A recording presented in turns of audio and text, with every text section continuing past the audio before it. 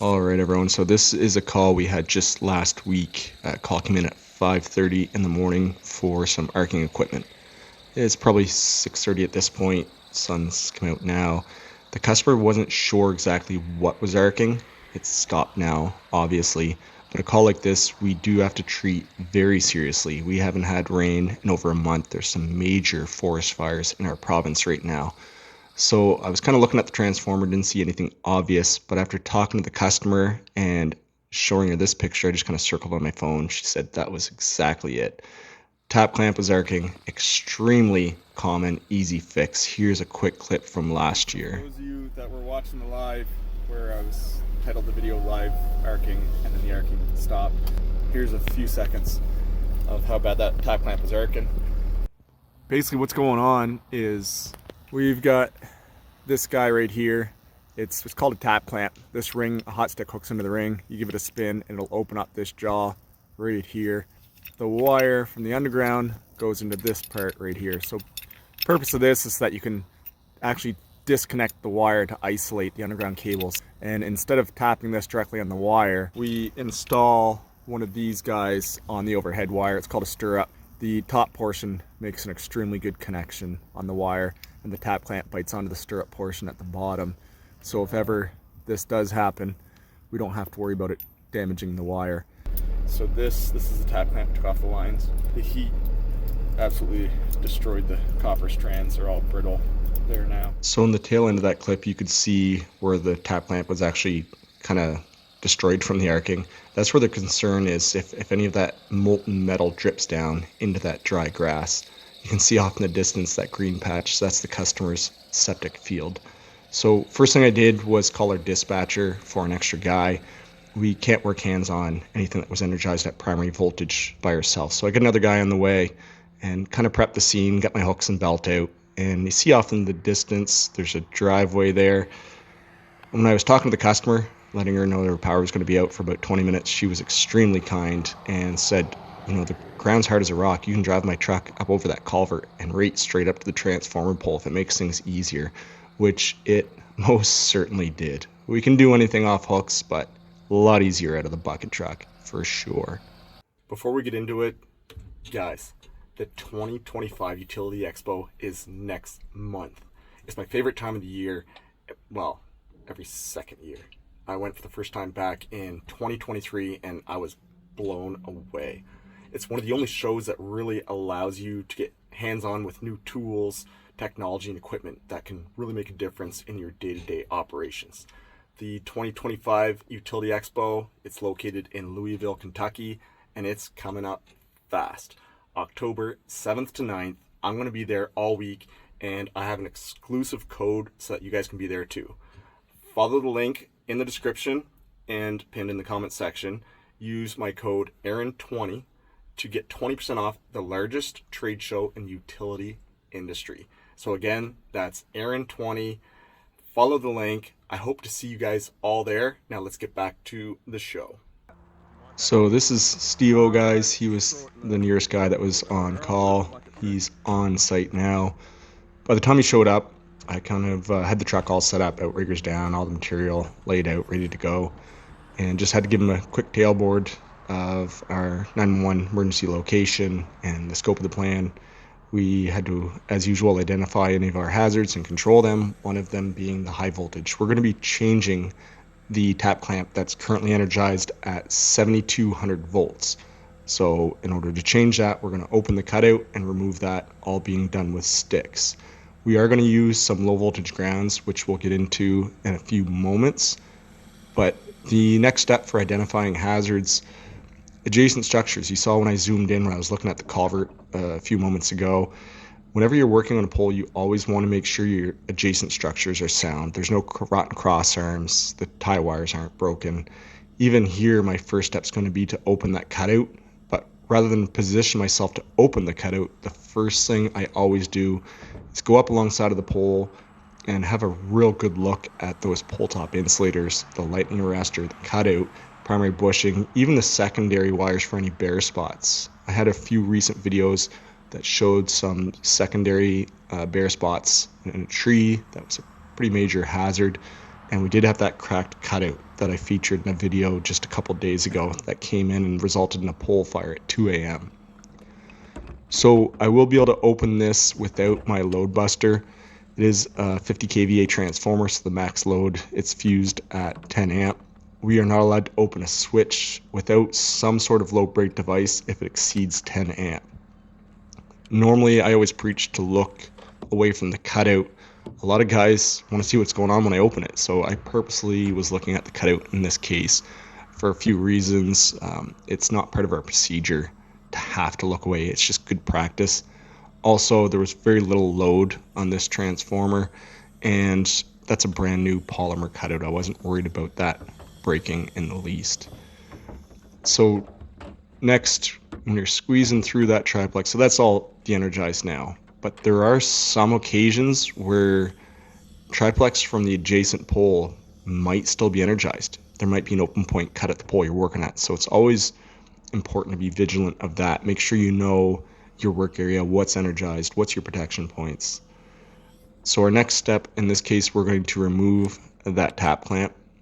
The newer style, that bronze tap clamp, they don't seize on nearly as much as these guys. In fact, Steve-O asked me if I wanted a set of hotline cutters in case it was seized on. We're somewhat near the coast. Probably should have took him up on the offer. She's on there pretty hard, but with a little bit of grunt and groaning, she started to give way. You probably can't see it on camera, but there's actually a white powder falling from that tap clamp as I'm working that back and forth trying to loose it off. That white powder is some oxidization on the copper. That's when the nice shiny copper starts to turn green and then gets like a white paste on it. So visually so far this tap clamp doesn't look too bad, but I can see a whole lot of oxidization. And what happens is that white paste forms where the tap clamp bites onto the stirrup, and it actually creates a thin layer of insulation. So the voltage has to basically burn its way through that thin layer of insulation, which will cause an arc and eventually some pitting, and it just snowballs from there. The more arcs, the more it pits, the more damage it causes. Right now, if you use a hawkbill knife designed for linemen, most of them do fit into your grab all. So the stirrup, oftentimes we will have to replace them. In this case here, I just had to score it up a little bit. There was no burning on the stirrup whatsoever. So we're just going to shine that up a bit. Again, you probably can't see it on the camera, but when you give it a little scratch, you can see the nice shiny copper showing through. So you can do that. It doesn't really matter when you do it. I could have done that just before putting the new tap clamp back. There's not really an order in how you have to do that particular bit with the sticks. Now, what is important, this is the point where I've got to go hands on. And if there's any back feed in that secondary, it will actually, you'll have the 120 volts go in through those bushings in the front and back up through the coils, step itself up in the same way it steps down coming through the primary. It's going to step itself back up to 7,200 volts. So if you go hands on that primary bushing, there is a chance there could be 7,200 volts there. Typically that would be from somebody that with an improperly wired generator. There could even be a lightning strike. There could be some capacitance or some induction, some capacitive coupling in the lines. Generally speaking, if it's capacitance, it'll drain off pretty quick, but you definitely don't want that draining through you. It would be quite a snap. So we've got our grounds installed. We generally don't have any issues with backfeed in our area with improperly wired generators. They're extremely strict on that. However, we still must abide by the procedures to eliminate that at all times. So we're getting a little bit closer to the tap clamp. You can see it's pretty white. There's oxidization all over it. That's the new bronze one there. So these old guys, they don't fit the speeder, so we got to use an adjustable wrench to take them off. It's got an oddball size knot on it for whatever reason. It's not the standard 9/16 or 3/4 that you often see in line work. I can't even off the top of my head say what size it is.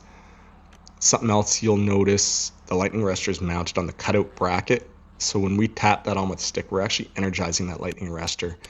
We've switched now that all transformers have the lightning arrestor mounted on the can, so that we're only energizing that once we're at least 12 feet away and close that cutout with a stick. So that guy's seized on there pretty tight. I can't even get that nut backed off. So there was a little bit of slack in the copper, so we just cut it off. One of the reasons when you're making up connections on the high voltage lines, when people are talking about drip loops, yes, that's very important, but also with any leads or wires or jumpers, when you shape them in kind of a 90 degrees, that allows for in the future, if you have to make any adjustments or reconnections, that there's going to be enough slack. You don't want it too loose so that's going to be hitting up against another phase or looking sloppy for sure. But again, just kind of brushing up that lead, getting some shiny copper. The lead coming from the bottom of the cutout to the primary bushing, that's what we call bird wire. It's a much thicker insulation than what you see on triplex. It's purposely thick so that animals can't chew through it. Again, in the video I released 2 days ago, I show that gray tubing that's in my truck. Oftentimes, if there's some bare conductors up in the air, that gray tubing can slide right over top, and it's rated for 20,000 volts as opposed to actually swapping all the leads out. But I think I actually brought some gray tubing up in my bucket. I couldn't see from the ground whether that was the bird wire or not. But it is missing what we call as a squirrel guard. I think if you were to look them up online, the technical term is going to be an animal guard. And that just ensures that when a squirrel crawls up and over the transformer, because they definitely will, when their feet are touching the can right around there and climbing up onto that primary lead, they're going to make a path right through it. So we've got to cover it up with this animal guard here so that as they're crawling up and over, they won't actually contact the live conductor. This one here has some holes in it. The difference between this guard and the guards with no holes, these ones are designed to be more user-friendly with thermal vision inspections.